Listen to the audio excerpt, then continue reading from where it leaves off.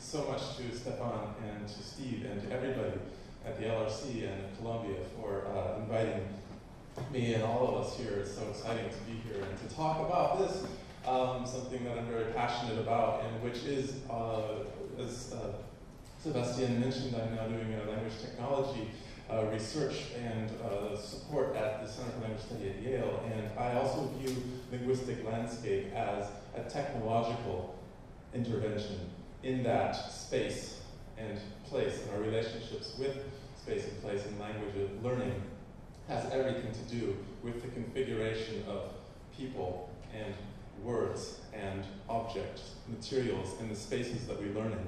So I see it very much as interconnected. But what I want to do today is not to sort of engage in a lot of platitudes, I guess, but I would like to do three things right here, and this is sort of like the who, the how, and the why, in numbers 1, 2, and 3. And, the what, the how, and the why.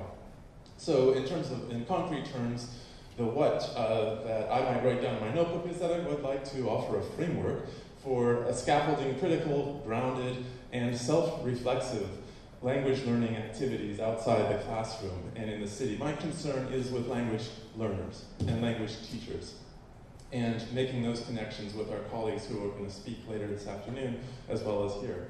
But I'm going to try to do it by telling a story.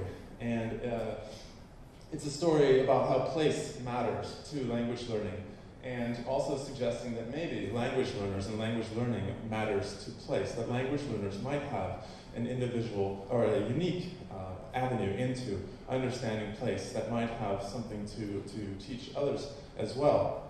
And to accept the invitation in the afternoon to use this as an occasion to kind of open up dialogue about possibilities for projects that we might do together. Very much a work in progress. And I'm going to do a lot of this through this metaphor, this visual metaphor of a windmill, and I'll tell you more about the windmill later. Things to think about with the windmill right now are that it's actually a wind turbine, right? It has 3 blades, and the number 3 is pretty important in this talk. But you can see that the windmill would be out of balance if it only had 1. It needs all 3 to work together, and it has been determined that for these wind turbines, 3 and not 5, not 10, as you think more is better. Actually, 3 tends to work really well, even better than 2, and certainly better than 1. And it's not just blowing in the wind, but this unstructured wind is blowing through it, and the turbine, through its action, is delivering power, generating power into the earth and delivered to someplace far away. So think about that schematically. This is not my drawing, I borrowed it as well, and there's credits for that later too. So linguistic landscape, and so as Dean Nelson was talking about earlier, landscape is one of the words that's used not unproblematically to talk about the way that we and language learners and teachers engage with urban environments. And what is this field that is linguistic landscape? Well, let's look at it a little bit through the storytelling genre. Some examples. I was out walking in New Haven a couple nights ago and, on the school grounds, and I came across these letters A, B, and C on the ground, and I thought, wow, how neat. The land, the ground, is labeled. Think about your environments that you move around every day. And in New Haven, if it's in New Haven, it must be everywhere, right? We have a lot of signs too. A lot of languages you can see, and it's not just on the ground, but there are signs that are posted there for people who are walking by. Signs that tell us things as you're walking around. See, say, point, read. So interesting, signs tell you what to do. They kind of structure your interaction with public space somehow, and if you zoom in, some signs, when you're on school grounds, actually give you activities for language learning using the linguistic landscape, which is pretty much amazing. This is the only place you're going to find it very explicitly.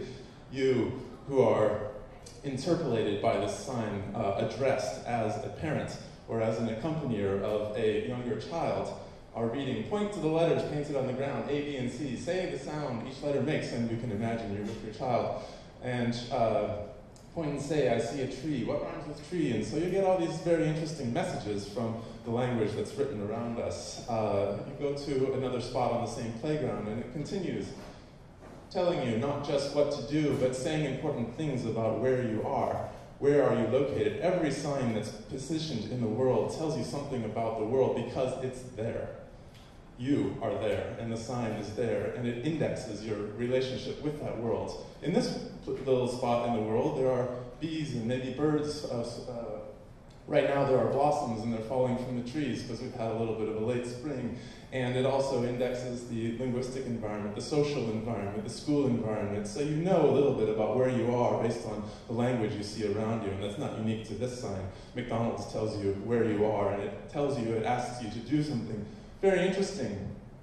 Signs tell you where you are, but something that's so interesting about the linguistic landscape and that's taken up in the research is that not only do they tell you what you can do, like buy this or buy that, most frequently is the message we get from most things, or where you are in the world, the street names that tell you what intersection you're at, but they also tell you how to be and who you are, who you should normatively be in the world.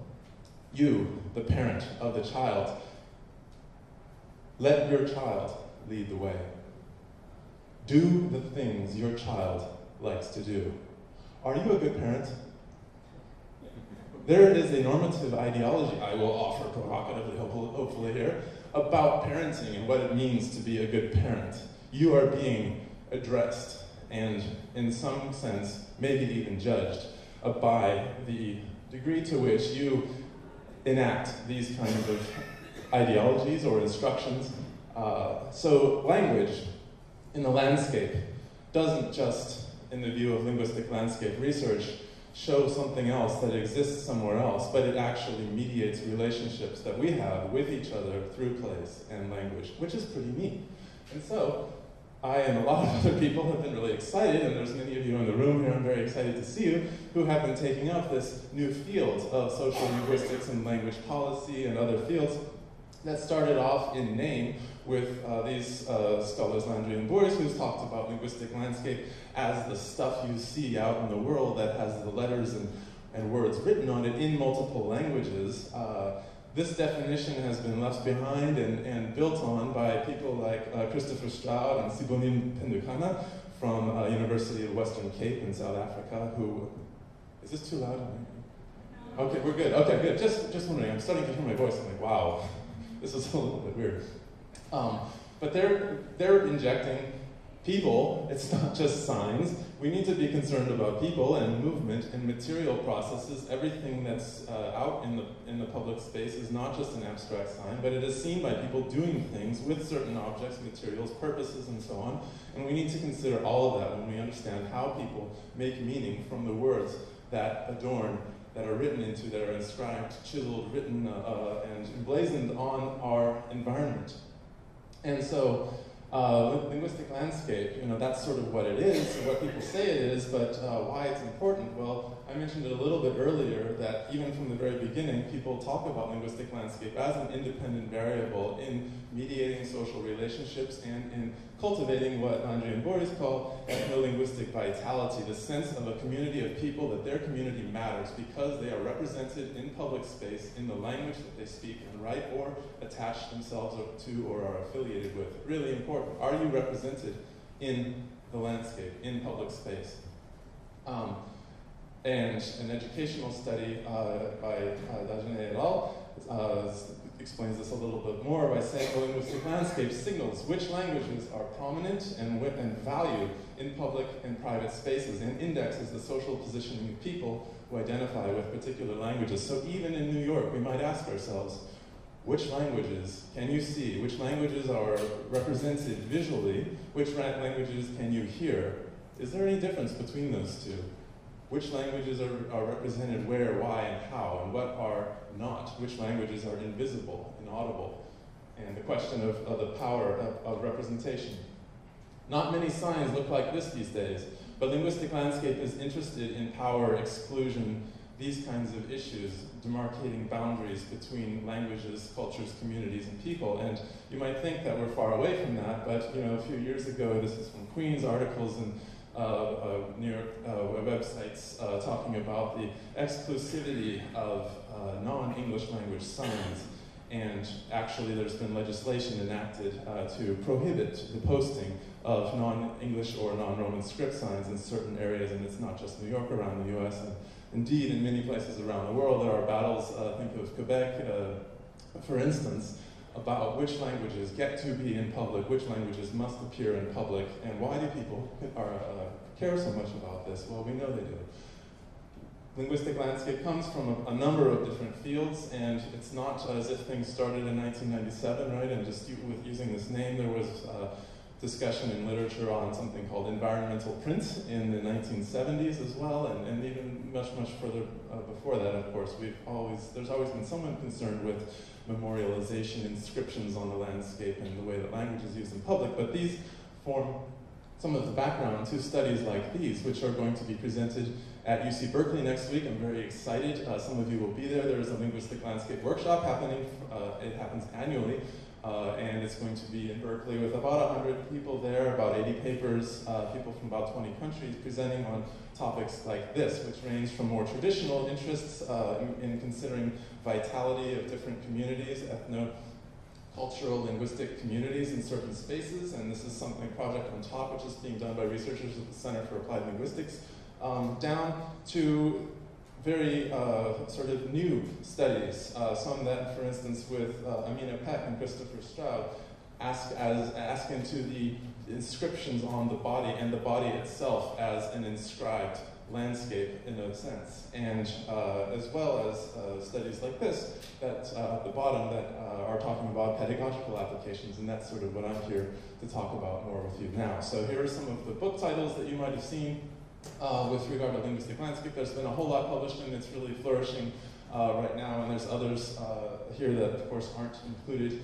A new journal is just about to be launched, and Lana will tell you all about that, I think, if we have an occasion to in the break. Very exciting. So, language teaching and learning, and back to the story. We still remember the windmill? Okay, good. There have been a number of people who are excited about this idea of linguistic landscape, and how can we use this in our teaching, and how can I use this in my class? In fact, I already do. I never knew it was called linguistic landscape, but this might give you some more ideas if you have been using things like that. Language teachers have been thinking about all the different ways, so many different ways that you can use language in public space for cultivating linguistic competence, pragmatic, intercultural, multimodal, multiliterate competences, and all kinds of things. People are doing a number of things. There's a couple of studies here, and I'll give you access to a big long reference list later if you'd like to. But some of the folks who are in English as a foreign language, there's a very active community of people writing and talking about it, even tweeting about it, but who are asking their learners, for instance, to ask in places in Mexico and in Japan where these studies have taken place, why English is so prevalent around you, why it's there, and have learners going out and documenting, photographing instances of the English that they're seeing in their environment and bringing it back into the classroom, categorizing it, talking about it, surmising what this language is there for, what it's doing, what it's saying to us, and trying to build a larger sense about the role of the relationship between languages in their society that they may not be thinking about or seeing. So and this is, linguistic landscape is so ubiquitous, we don't often think about it if it's a very familiar environment to you. So Sayer and Rowan have come up with a lot of questions that they start asking their students to prompt them to think about these things and to put a little bit more flesh onto these kind of general questions. What is English doing in the environment around you? Other studies have looked, this is a very neat telecollaborative kind of study between two different places in Canada, in a mixed French-English speaking area in the east and an English-dominant area in the west, where they've done a lot of things with elementary school children, trying to cultivate their critical sort of socio-linguistic awareness of the diversity that's around them, and doing that partly through activities that engage with the language that's written in the landscape. And so I won't go into a whole lot of detail about their study, but some of the things that they do might be pretty interesting to think about if you're a language teacher and wondering, gosh, how do I do these kinds of things in my classroom? So they have their students going out into neighborhoods, describing and maybe even writing a narrative of the neighborhood before they go, going and visiting, writing down what they see, impressions, and then maybe writing a narrative text around and exchanging that with people who are in very different geographic and cultural locations, and then coming to some kind of awareness about their own space based on the differences they see in their partners' descriptions, doing drawings, looking at corpuses of photos, and so on and so forth. So a real diversity of kinds of things that are going on. Very recent article that's out too about multiliteracies and using the multimodality framework of the New London group. That's a really neat source for many people who are thinking about language learners, not just learning language, but learning how to make enacted gesture meaning, audio meaning, and spatial meaning is one of the other things that they're talking about. So this multimodalities and multiliteracies framework is a really interesting starting point for many people looking at linguistic landscape. I would recommend, definitely, it's a really neat study, this article. And my own interest in this came partly, too, from a study that started with a project. The study's in that book here. The project started in 2005, where I was at the Berkeley Language Center and making a website. I thought, wouldn't it be neat to have, I was tutoring Korean at the time, and wouldn't it be neat to have students who are in the Korean classes online with students of English in Korea looking at photos of each other's everyday landscapes and using that as a prompt for discussion and interpretation of the everyday realities that they saw around them. So it was an extra credit forum, an exchange that had them doing all these different things, looking at these photos, ubiquitous photos, things that might not make you think anything if you're just walking by them in your native environment, but when you start to look at them as an outsider, they start to speak to you in strange ways. Are there any readers of Korean in here? I've used this example once at Yale before too, so if there's anyone here who knows the answer, please don't say. No readers of Korean? Namu. Namu is on the left. Do you want to try saying it? Language lesson presentation. Namu. Namu를 사랑합시다. Namu is a tree. 사랑 means love. 나무를 사랑합시다. Let's love the trees. Right. What's going on in this picture? Who's it talking to? How are you being positioned as an English speaker, as a Korean speaker who speaks English and Korean, which most people do, right? And so you're reading both at the same time. How do you read? How do you understand what's going on here? Where did it come from? Does anyone ask this many questions if they are not giving a presentation and aren't interested in the topic? I don't know, but it's definitely curious, right? It's definitely good fodder for language learning and speculation. We often assume that there's direct translation in science between languages that are appearing in multiple languages, right? Took these things, and this is right after Google's API came out for Google Maps. It was so exciting. We were using JPEGs before that, and so we were able to start tagging pictures to maps and clicking on the link in the picture that was embedded in the map and going to a discussion forum, which had lots of prompts between different between people. Some of these were staged by instructors and instructor hopefuls like myself, and others were written by the students themselves, but who were getting extra credit for the activity, writing in both Korean and English, talking about different issues, questions that came up in class, and they were processed in classes to some degrees.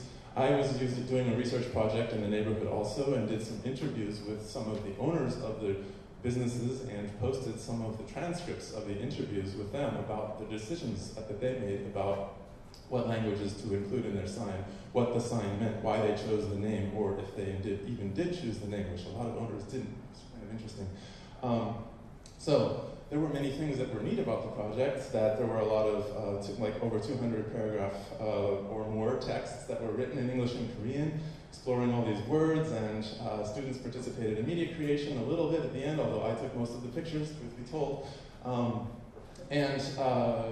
Then there were challenges as well, though, and this is sort of what the starting point for some of the inquiries here today is, in that the Korean students complained. They said, the site looks too American. It doesn't feel natural to me to be on this site, and I thought that was quite interesting. We didn't involve anybody in the development of the actual pedagogical resources. In fact, as I said, I was actually the one who took most of the pictures myself. The students didn't do a whole lot of the picture taking. And it wasn't integrated into the curriculum in really meaningful ways, so that the questions were all somewhat staged, and if you wanted to earn extra credit, you might do it, but otherwise, it didn't really tie into the larger learning goals that were involved in the classes, and so the project really didn't go as far as many of us thought we could take it. There wasn't much community between the Korean and English, the Korean and American students either. So one of the questions that it raised for me, thinking about all the things that language learners and language teachers especially are doing with Linguistic Landscape, is there's so much going on there, but is there any way to sort of structure it or think about it in a way that would have the students having more meaningful interactions with language in place, deepening their relationship with the language, maybe even the community that they're involved in, understanding space and place better? There doesn't seem to be a whole lot of consensus out there.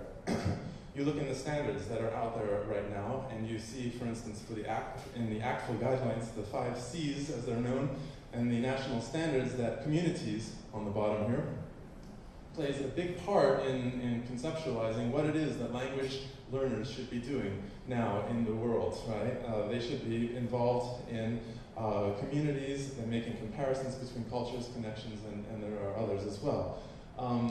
There are competences now that are talking about the way that learners position themselves, and that we ought to be teaching learners to be part of this complex, situated, ideological positioning of self and other that goes on all the time in spoken interactions. Like, I'm positioning myself as a respondent, as a presenter to you, and feeling a little uncomfortable still standing in front of the audience. All these things are part of this positioning process that learners have to do as well. Civic awareness, cosmopolitan ethics, the introduction of ethnographic methods into the language classroom are all things that lend themselves to an involvement with space and place, of course. And multimodal literacies specifically talk about spatial literacies as a goal of literacy learning. Yet, what does it mean? How do we understand that? So the question maybe becomes from, should learning in and about place be made more relevant for language students, to how? How can it be made more relevant? And so this is where the framework comes in. This is where engagement with Lefebvre, a little bit, a very, very cursory dip into spatial theory comes. And I'm very sorry if you're an expert in Lefebvre and thought this was going to be a talk about his work, because I'm not really the one to give it, but I am one to hopefully provoke you to be, to ask in Q&A, didn't you know he meant this? I don't think he was in the language classroom as much, but I want to imagine him in the language classroom, helping language learners to think about space. And for sake of time, I won't go through sort of ideas, I guess, that are partly informing my thinking, that he is part of a large turn in social theorists and across many contexts in thinking about space, not like as this empty vessel waiting to be filled, but as a simultaneity of potentialities and multiplicities that give new possibilities, multiple possibilities for interpretation at any one time. So Yves Tuan was really had a really interesting way of putting this relationship with between people and place that might inform our thinking. And in his book, Space and Place, The Perspective of Experience from 1977, he talked about that there are 3 different kinds of experience that we might have of place at any one time. They might be interacting with each other. And our experience of space and place is very complicated. How do we get at that?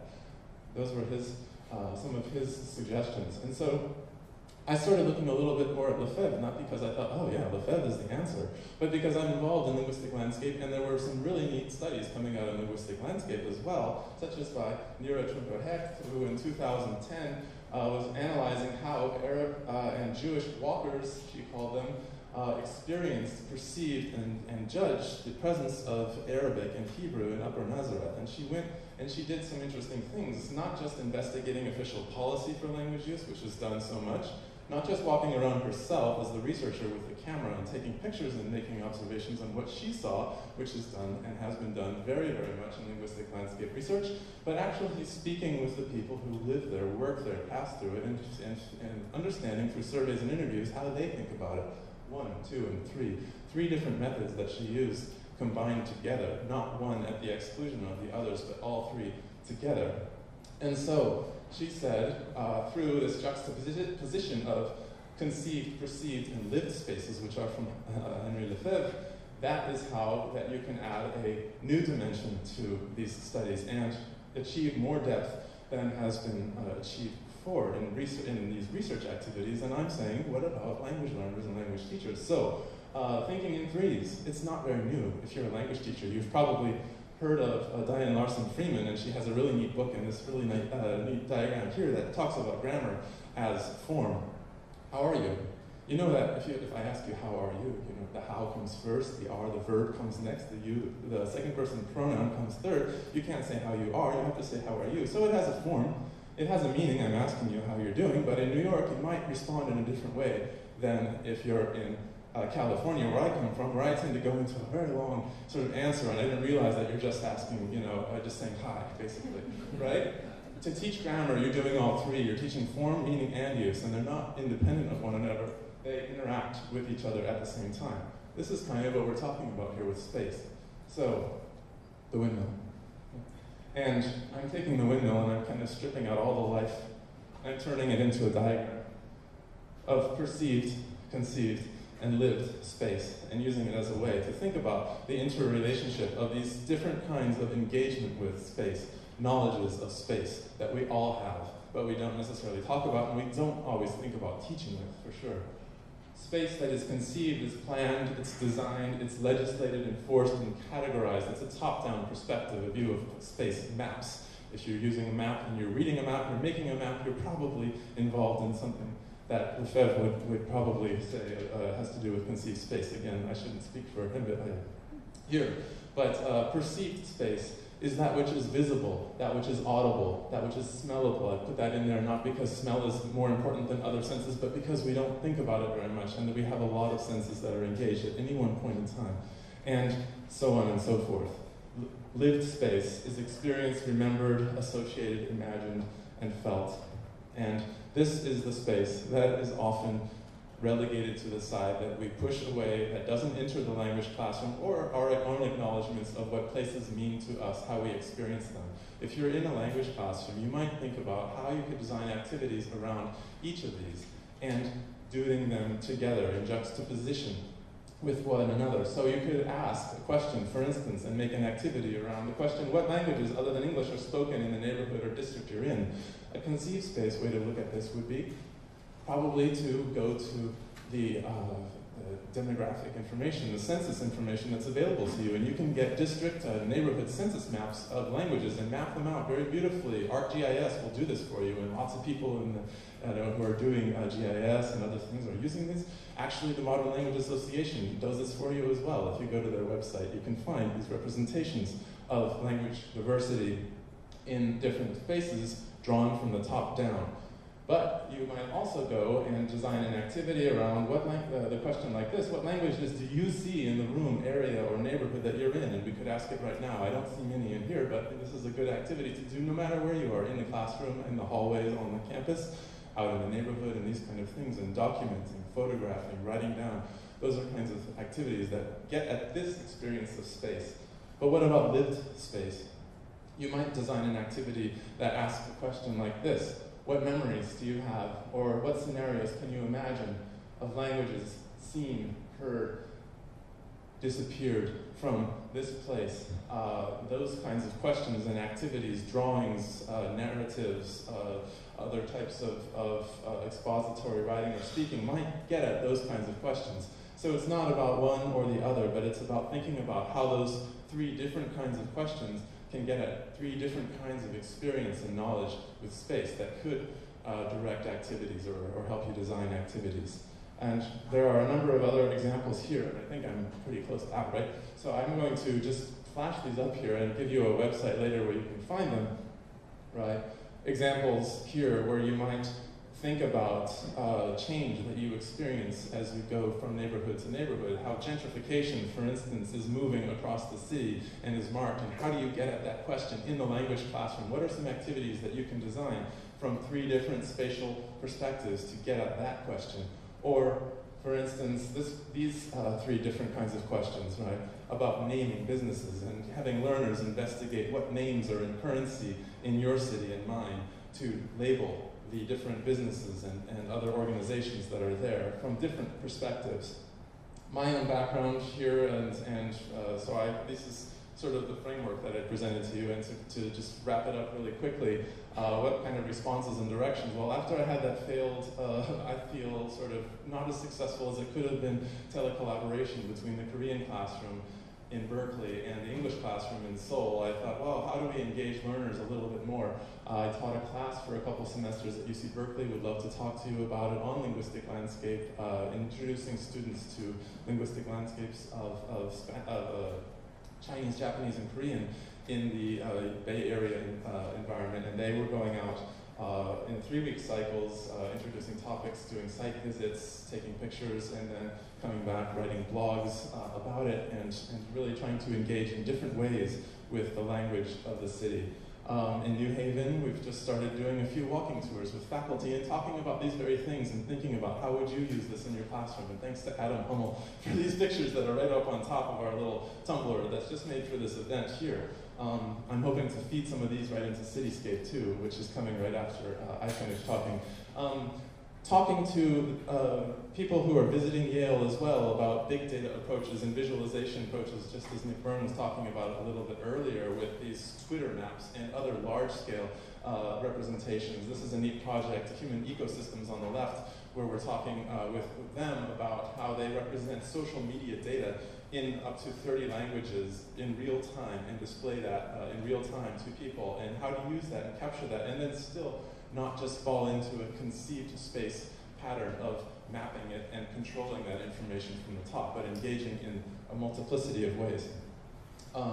And I'm also trying to propose a new project right now and revisit the telecollaborative possibilities too of having learners in more than one place work with each other to pose critical questions about society and culture and their place in the world where they stand in dialogue with people in other places through the linguistic landscape. So these are some ideas, and the last slide is, of course, about the project that you and I are, and everyone else here might come up with in the afternoon symposium sessions, or the roundtable discussion session. So that'll be it. 감사합니다, and thank you. The thank you somehow got deleted. I don't know what happened from here. That's my email address, and thank you so much for listening to what was probably too many minutes of talking. Thank you.